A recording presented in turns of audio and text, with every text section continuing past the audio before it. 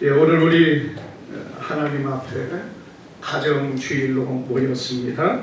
우리 옆 사람과 한번 인사합니다. 잘 오셨습니다. 주님의 이름으로 축복합니다.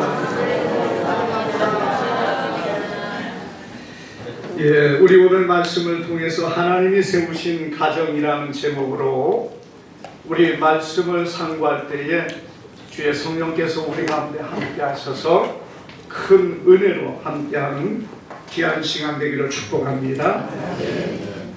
오늘 우리가 이 말씀에 보면은 하나님께서 태초에 아담을 창조하시고 그리고 그의 아내 하와를 만드셔서 가정을 이루시는 귀하고 놀라운 기록을 우리는 보게 됩니다.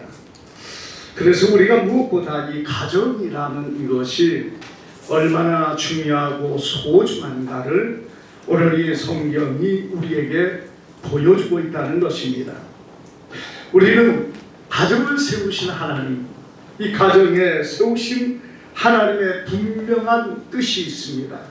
우리가 이것을 기억하면서 하나님 앞에서 우리의 가정, 우리뿐만 아니라 이어지는 모든 세대의 가정들이 하나님의 뜻을 이어갈 수 있는 귀한 가정들이 되기를 축복합니다.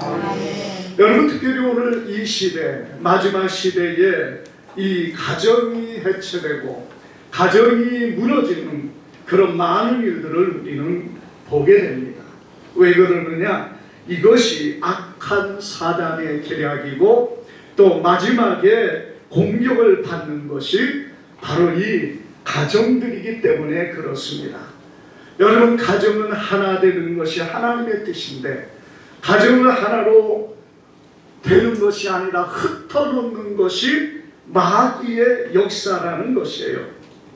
그래서 여러분, 점점 가정들이 해체되고 또 가정이 되어 있는 가정들도 벌써 마음은 절반 정도 무너져가는 많은 이 시대의 사람들을 많이 보게 됩니다. 여러분, 그것이 곧 극도의 개인주의가 성행함으로 말미암아서 여러분, 새로운 가정들이 어떤 삶을 살고 있느냐? 너는 너의 가정, 나는 내 가정. 그래서 시가백과 친정집을 전혀 옛날에는 구분하지 않았습니다만 지금은 철저하게 아내는 친정, 신랑은 시댁, 그것만 챙기고 나머지는 서로 하지 않는 것으로 이런 서로의 암묵적인 혹은 그런 계약 가운데 살아가는 분들이 많이 있다는 거예요.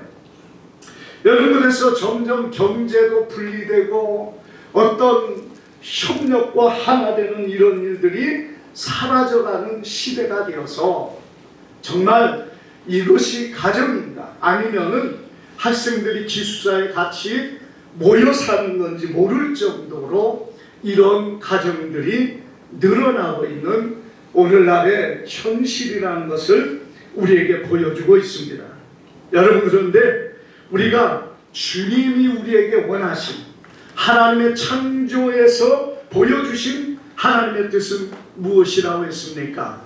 우리가 마태복음 19장 5절에서 6절 한번 읽어봅니다.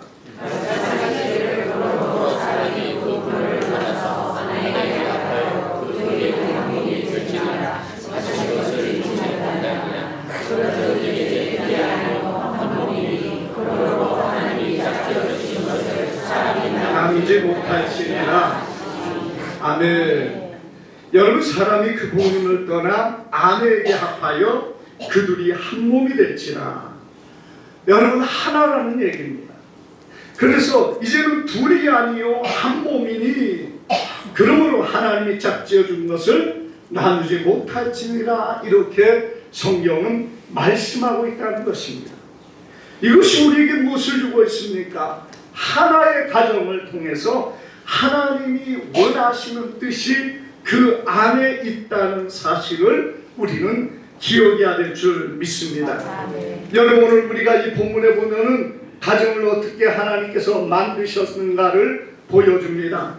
자, 18절에 보니까 여호와 하나님이 이르시되 사람이 혼자 사는 것이 좋지 아니하니 내가 그를 위하여 돕는 배필을 지으리라, 이렇게 말씀하고 있습니다. 사람이 혼자 사는 것은 좋지 못하다는 거예요. 여러분, 혼자 사는 것 얼마나 자유롭고 얼마나 편하고 얼마나 자기 마음대로 할 수 있는 그런 부분이 있어서 좋은 것 같지만은 하나님이 보실 때 혼자 사는 것은 좋지 못하다.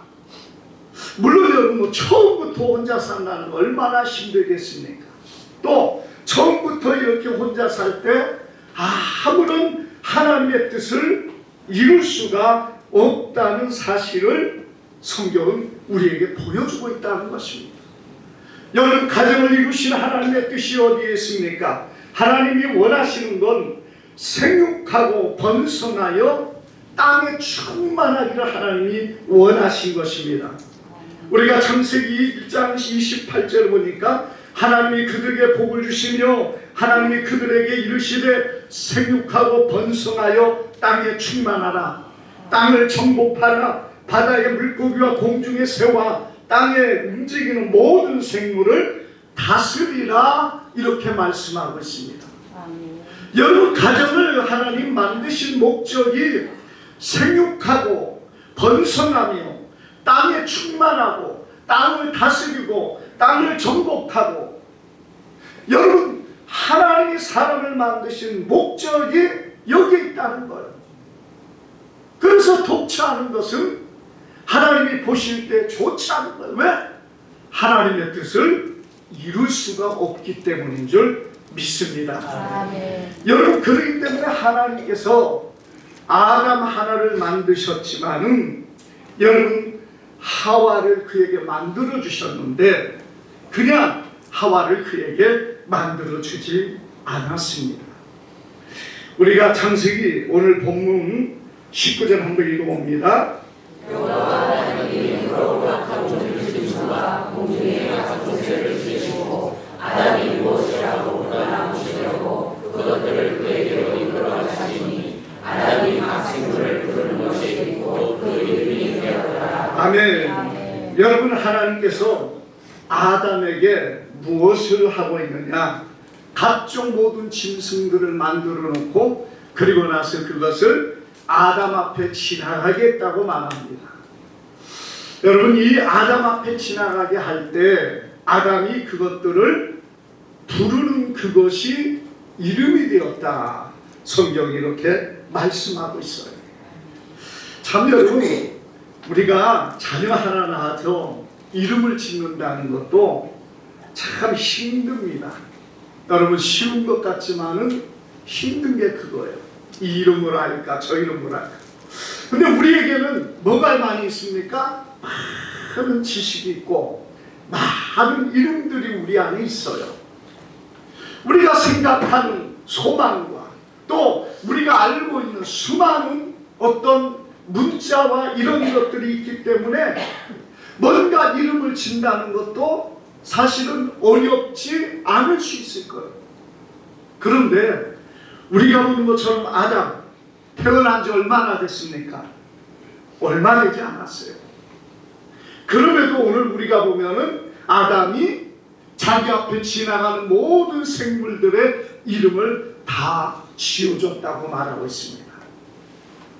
여러분, 하나님께서 아담을 만들 때 그냥 장성한 사람으로 만들어 놓고 아무런 지식도 주지 않고 아무것도 모르는 마치 어린아이와 백지장 같이 만드신 것이 아닌 것 같아요.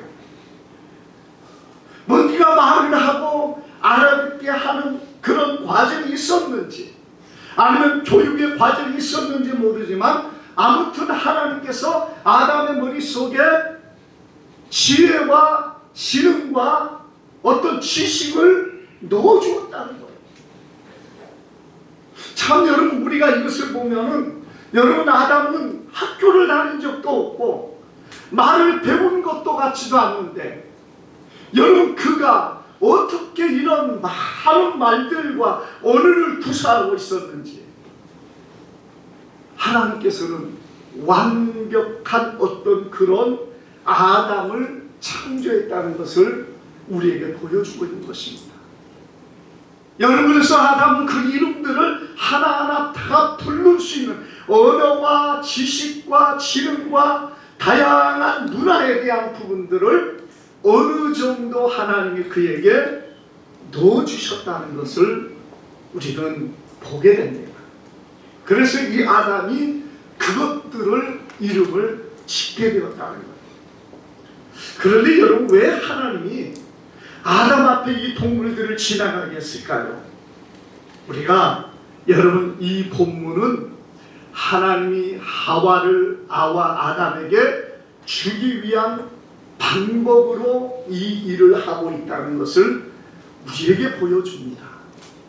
여러분, 모든 생물들이 아담 앞에 지나갈 때 어떻게 지나갔습니까요? 순놈만 지나갔을까요? 암놈만 지나갔을까요?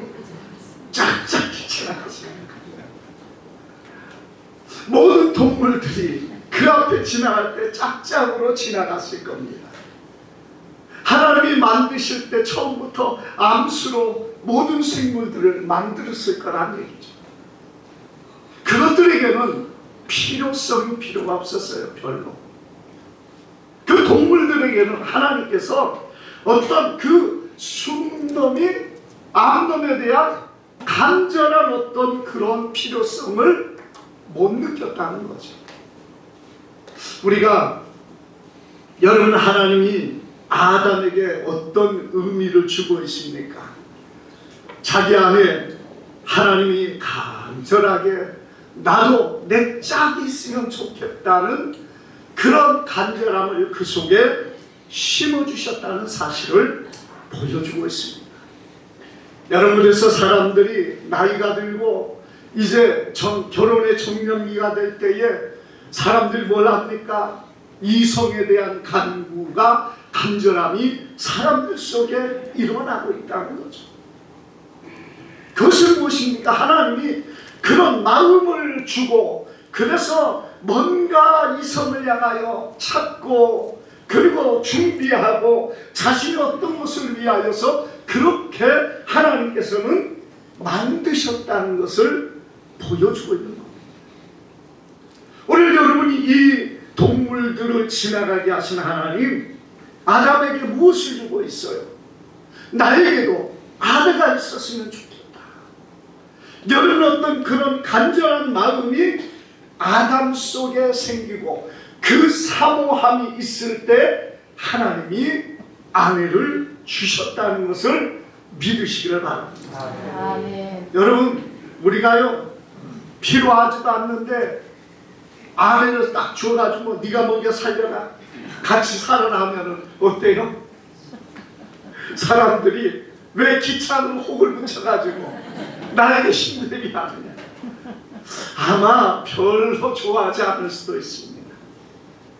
그런데 여러분, 우리가 보면은 남녀가 하나 되어 결혼하는 거 보면은 서로 죽고 못 살아서 하더라고. 그러지 않아요? 서로 사랑하기 때문에 정말 다른 사람을 볼 때는 뭐 별것도 아닌 것 같은데 서로 그냥 죽고 못 살아가지고, 그래서 서로를 간절히 원하기 때문에 결혼한단 말이에요. 이것이 정말 여러분, 어떤 의미 속에 그 마음이, 그 필요성이 정말 그렇게 되어 있을 때 하나님이 여기 있다고 줄 때 여러분, 하나님 앞에 감사하고, 가정을 이루신 하나님, 가정을 세우신 하나님, 아내를 주신 하나님, 그러면서 여러분, 그 마음이 하나님 앞에 감사가 넘쳐날 수 있다는 것. 그런데 아내를 줘도 이건 뭐 괜히 쓸데없이 줘가지고, 그래서 이후에 뭐라고 말합니까? 하와가 타락해가지고 선악과를 먹고 아담에게로 갖다 주니까 하나님이 주셔서 나와 함께한 그 여자가 줬다. 만약에요 필요도 없는데 그냥 갖다 안겨주고 야 네가 책임져, 하나님이 그랬으면은 진짜 하나님 앞에 원망을 많이 했을 거예요. 더 큰 원망을 했겠죠. 그런데 여러분, 하나님께서 아담이 정말 간절히 그 마음속에 피로를 느끼고 나에게도 아내가 있으면 좋겠다, 여러분 그런 마음을 가지고 하나님 앞에 그 마음이 있기 때문에 하나님이 아담을 잠들게 하고 그리고 나서 그 뼈를 취하여서 하와를 만들어 줄 때에 성경을 보면 뭐라고 말하고 있습니까? 내 뼈 중에 뼈요 살 중에 살이다, 이렇게 말하면서 하나님께서 그에게 하나님 만드신 그 아내를 사랑했다, 이렇게 말하고 있습니다. 여러분이 가정을 이루신 하나님의 그 목적이 어디에 있다고 했습니까? 여기 보니까 성경이 이렇게 말합니다. 창세기 20절 한번 봅니다. 아담이 모든 가축과 공중의 새와 들의 짐승의 이름을 주니라. 아담이 돕는 배필이 없으므로. 아멘. 자, 여기 보니까 아담에게 돕는 배필이 없었다. 그러니까 하나님의 뜻을 이루고 하나님이 원하는 삶을 살기 위해서 하나님이 그를 돕게 하는 자가 있어야 되는데 돕는 배필이 없었다는 거예요. 여러분이 돕는 배필로 아내를 허락해 주었습니다. 이게 얼마나 복된 것입니까? 그래서 아내를 얻는 자는 여호와께 복을 받은 자가, 이렇게 말하고 있어요. 하나님이 주신 아내와 하나님이 주신 남편이 있다는 것은 복인 줄 믿습니다. 왜? 그가 돕는 자이기 때문에 그렇습니다. 돕는다는 게 뭐예요? 함께 하는 것이고 협력하는 것이고 같이 붙드는 거예요. 한 줄은 약하지만요, 두 겹줄은, 3겹줄은 더 힘을 얻는 것처럼 가정이라는 그 안에서 두 사람이 하나 되고 그리고 자녀와 더불어 온 가정이 세워질 때 여러 그 줄은 끊어지지 아니하고 견고해지는 것을 우리는 보게 됩니다. 그래서 하나님이 돕는 배필로 허락해 주신 거예요. 또 세 번째로 보면 우리가 창세기 21절에 이렇게 말합니다. 22절까지 한번 읽어봅니다. 시작. 여호와 하나님이 아담을 깊이 잠들게 하시니 잠들매 그가 그 갈빗대 아담을 취하고 살로 대신 채우시고 여호와 하나님이 아담에게 주어주신 그 갈빗대로 열매를 만드시고 그를 아담에게로 이끌어 오시니. 아멘. 자, 우리 하나님께서 여러분 하와를 만들 때 재료가 다르다, 뭐 이런 얘기를 많이 들으셨죠? 사실 재료가 좀 다르긴 합니다. 갈빗뼈로 만들었으니까. 그런데 어차피 그 갈빗뼈도 뭘로 만들었어요? 흙으로 만든 거예요. 그러니까 뭐 특별한 재료는 아니에요. 같은 재료인데 중요한 것은 뭐냐? 여러분, 아담의 갈빗뼈를 취하여서 하와를 만들었다는 겁니다. 그 몸에서 뺏은 걸 가지고 여자를 만든 거예요. 그러니까 다른 흙으로 만든 게 아니라 그의 몸에서 뺀 걸 가지고 하나님께서 여자를 만든 거라는 거죠. 이것이 어떤 의미를 우리에게 보여주고 있습니까? 하나의 몸이고 한 몸이었다는 사실을 우리에게 보여주고 있어요. 우리가 이것은 물론 아담의 예겠죠. 뭐 오늘날에 우리가 부부가 되는 모든 사람들이 한 몸이었던, 뭐 한 피였던 존재는 오늘날에는 거의 없습니다. 그것은 결혼의 법이 그것을 원하지도 않아요. 한 형제가 뭐 결혼한다, 그런 것들은 있을 수가 없는 것이 오늘날의 세상의 법인데, 여러분 그것은 한 몸에서 나왔다는 그런 의미를 주는 게 아니라, 사실 그런 식의 결혼은 굉장히 좋지 못한 돌연변이들이 나와서 세상에 좋지 못한 일들이 많아지는 것이 그러한 병입니다. 여러분, 그래서 하나님은 우리가 하나 되는 것은 거기에서 주어지는 게 아니에요. 마음이 하나 되고 우리의 생각과 뜻이 하나 되고 여러분 영혼이 주님 안에 하나 되는 그것이 더 귀한 것임을 우리는 믿으시기를 바랍니다. 아멘. 그리고 하나님께서 이 가정은 어떻게 하셨다는 겁니까? 하나님이 이끌어 주셔서 가정을 이루었다는 겁니다. 하나님이 이끄셔서 하나님이 세우셔서 하나가 되게 했다는 얘기예요. 그러니 사람이 자기의 필요를 따라 자기의 어떤 간절한 욕망과 마음을 따라서 결혼을 하고 하나가 되었을지라도 그것을 이끄시는 이는 하나님이신 것을 믿으시기를 바랍니다. 아멘. 우리가 아담을 보는 것처럼 여자를 만든 하나님이 아담에게 이끌어 오셨다 이렇게 말하고 있거든요. 이 아담에게 이끌어 오셨다는 것은 오늘날에도 동일하게 우리의 배필이 되는 모든 사람들을 하나님이 이렇게 하나님이 세우셨고 하나님이 이끌어 주셨다는 사실을 명백하게 보여주고 있다는 사실을 믿으시기를 바랍니다. 여러분, 그렇기 때문에 아담이 뭐라고 감사하고 찬양합니까? 노래합니까? 이건 아마 아담의 노래 같아요. 아담의 감탄사 같아요. 자, 우리 23절 읽어봅니다. 이것을 남자에게 취하였으므로 여자가 부부가 같으니라. 이러므로 남자가 부모를 떠나 그 아내와 합하여 둘이 한 몸을 이루시니라. 아멘.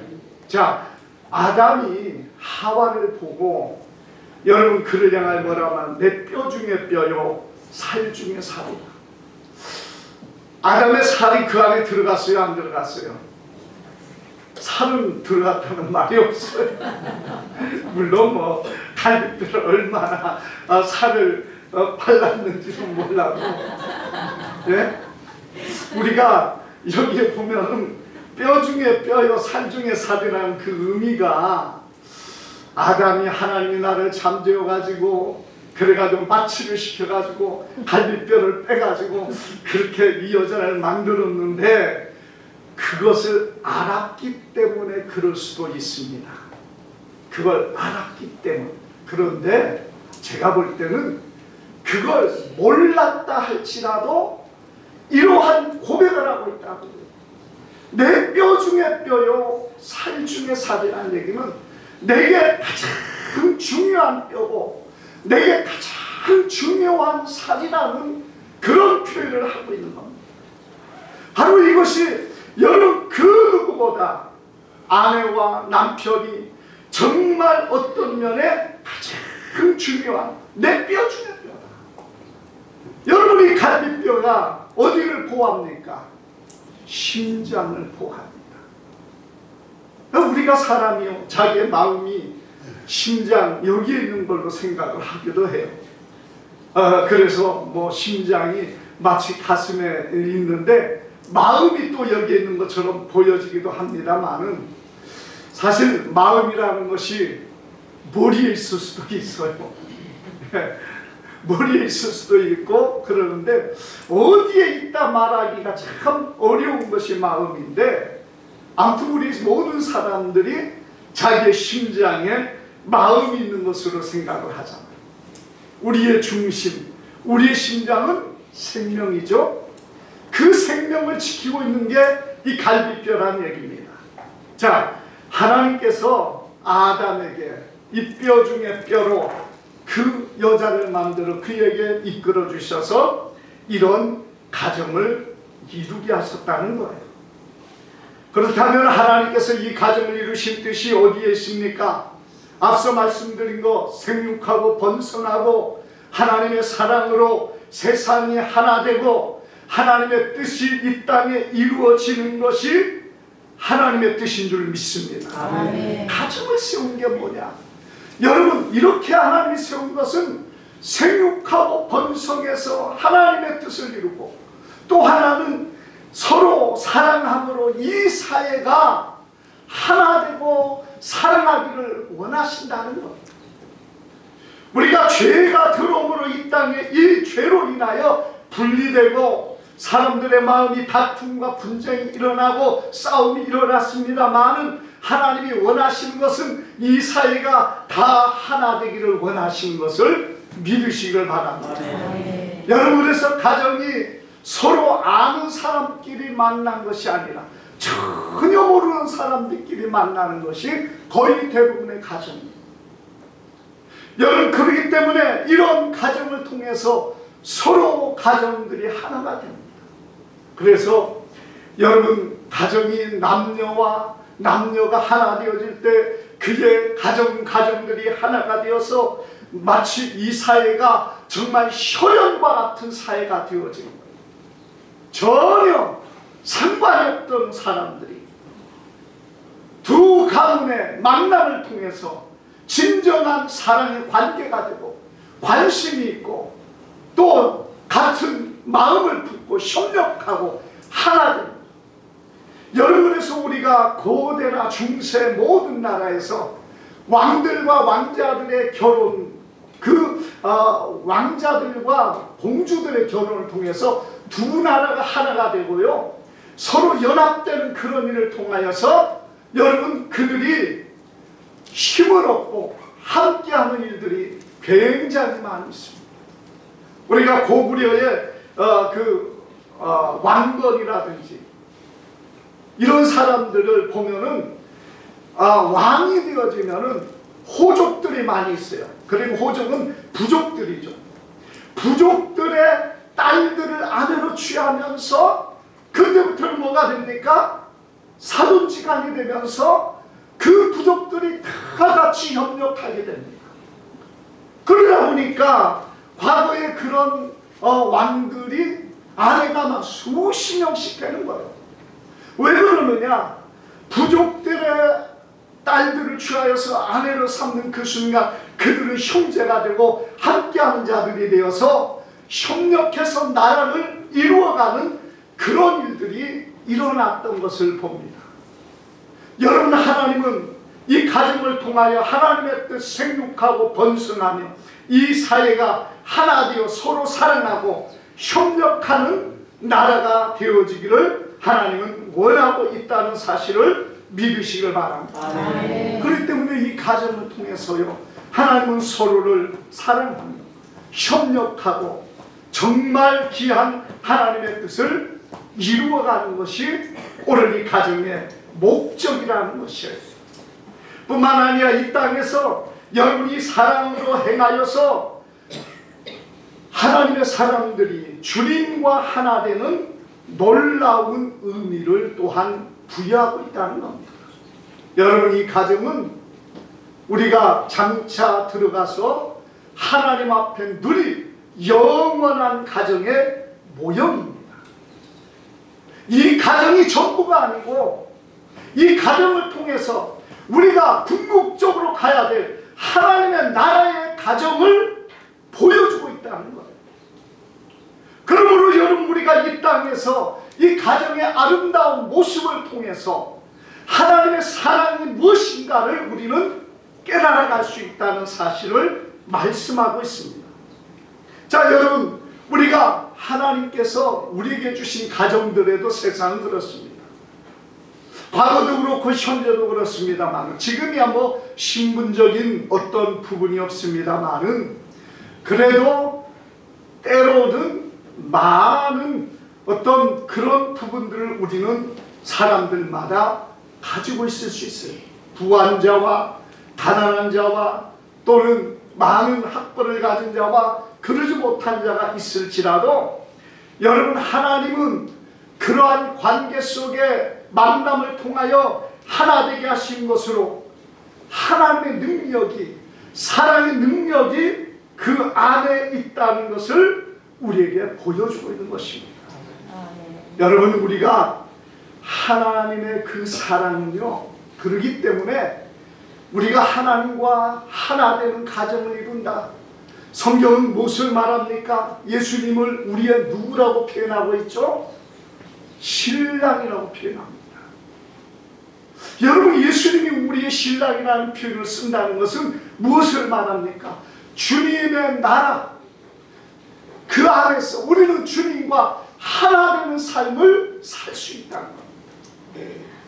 그런데 마치 여러분, 이것이 우리가 막 대단한 능력이 있고 대단한 존재가 되어지기 때문에 예수님의 신부가 되어진 것처럼 착각을 하는데요, 사실은 그게 아닙니다. 사랑이 신분과 능력과 권세와 이 모든 걸 떠나서 우리가 하나님의, 예수님의 신부, 주님의 신부로 주님께서 우리를 맞아 주신다는 거예요. 그것이 사랑의 능력입니다. 여러분, 우리의 신분이 주님과 동일하기 때문에 우리를 신부 삼는 게 아닙니다. 우리의 능력과 권세가 대단하기 때문에, 내가 뭔가 지식이 있고 내가 뭔가 이 세상에서 괜찮은 존재이기 때문에 주님이 나를 사랑하시고 나를 신부로 삼은 것이 아니라, 사실은 보잘것없고 연약한 자들을 사랑으로서 그를 주님의 신부로 삼았다는 사실을 우리는 기억해야 됩니다. 그래서 그 사랑이 위대한 겁니다. 그 사랑이 놀라운 거예요. 여러분들이 오늘 주님의 사랑을 받았다는 것이 내가 뭔가 능력이 있고 내가 뭔가 괜찮은 존재이기 때문에 하나님은 저 사람들보다, 세상에 속한 사람보다 나를 더 사랑하는구나, 이렇게 생각하면 큰 착각이라는 겁니다. 우리가 어떤 경우에는요, 세상에서 정말 하나님이 보실 때가 아니라 사람이 볼 때는 정말 세상에 보잘것없는 존재, 정말 연약한 자를 하나님은 더 사랑하시고 하나님의 사랑을 부어주셨습니다. 여러분, 그래서 우리가 성경에 보면 고린도 교회에 얼마나 많은 죄악이 있는지 모릅니다. 얼마나 많은 정말 하나님 앞에 더럽고 추한 자들이 많은 곳이 고린도 교회였다는 얘기입니다. 그런데 여러분, 성경에 보니까 이 고린도 교회가 어떤 사랑을 받았습니까? 다른 주변의 많은 교회들보다 더 큰 사랑을 받고 더 큰 하나님의 성령의 충만함이 그곳에 임했던 것을 우리는 보게 됩니다. 여러분, 이것이 무엇을 말합니까? 하나님의 사랑이 이렇게 크다는 것을 우리에게 보여주고 있는 거예요. 이 갭이 클수록 여러분, 하나님의 사랑이 빛나는 거예요. 이것이 클수록 하나님의 사랑이 얼마나 귀하고 얼마나 놀라운 것을 우리가 알아야 된다는 것입니다. 그런데요, 사람들이 어떠지 않습니까?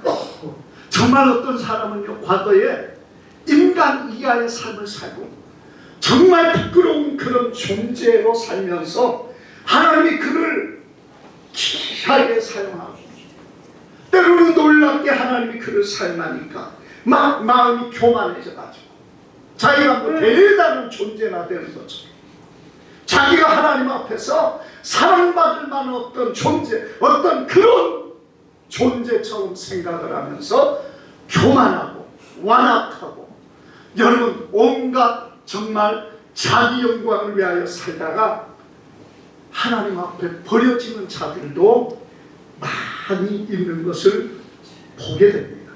물론 하나님이 버린 것이 아니라 사실은 스스로 하나님을 버리고 교만하여 떠나버린 사람들을 많이 우리는 보게 됩니다. 그래서 하나님의 사랑이 많을수록요, 여러분, 우리에게 주님이 원하는 것이 무엇입니까? 더 겸손하고 더 감사하고 정말 하나님 앞에 더 잘하려고 애를 써야 된다는 거예요. 하나님이 나에게 이렇게 사랑을 베풀어 주셨는데 내가 이 사랑을 받으니까 나는 괜찮아, 나는 하나님이 사랑을 받는 자야, 내가 뭐 대단한 사람이야, 나는 다른 사람보다 더 괜찮은 사람, 이렇게 생각하는 것이 착각이라는 얘기예요. 하나님은요 정말 낮은 자를 사랑하시고 또 보잘것없는 사람을 더 큰 사랑으로 부어주십니다. 제가 참 목회를 하면서요 그런 부분들에 많은 의문들이 있었어요. 정말 목회하면서요 이렇게 보면 어떻게 저런 사람은 은혜를 저렇게 빨리 받고 어떻게 저런 사람은 저렇게 은혜를 많이 받는가. 그런데 인간적으로 보면은요 보니까 그 사람은 정말 솔직한 얘기로 인간적으로 별로 호감이 가는 사람이 아니었어요. 어떤 면에 정말 하나님 앞에서 사람 앞에서 사랑받을 사람이 못 된다는 겁니다.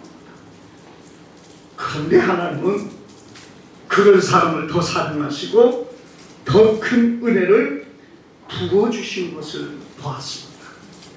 그것이 뭡니까? 하나님의 사랑이 이렇게 크다는 것을 보여주는 거예요. 그리고 진짜로 하나님 그런 사람을 사랑합니다. 그렇기 때문에 여러분 어떻게 해야 됩니까? 우리가 주님 안에서 정말 우리 자신을 지키고 정말 주님 안에 온전한 모습으로 서려고 힘을 다해야 될 줄 믿습니다. 우리 한번 고린도전서 12장 23절부터 봅니다.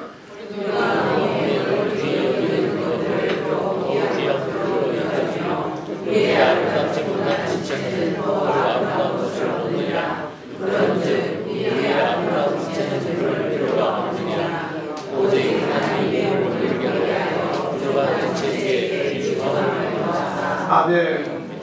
자, 여러분 여기 보니까 우리의 몸에 덜 귀중한 것을 그걸 더욱 귀한 것으로 입히시며 우리의 아름답지 못한 걸 더 아름다운 것으로 하신다. 그렇게 말씀했어요. 우리 몸도 그렇다는 겁니다. 그런데 하물며 여러분 우리 자신도 주님은 이렇게 우리의 사람 중에 보면은 정말 약한 자들이 있을지라도 하나님은 그들을 더 사랑하시고 불쌍히 여기시고 더 큰 은혜를 부어주시는 것을 많이 보게 돼요. 그래서 여러분 우리가 주님 안에 어떤 모습이 되어야 됩니까? 그럴수록 감격하고 감사하며 더 낮아진 자가 되고 더 하나님의 은혜 아래서 그 은혜를 소중하게 여기며 자신을 지키며 믿음 안에 서는 사람이 되어야 돼요. 여러분 가정도 그래요.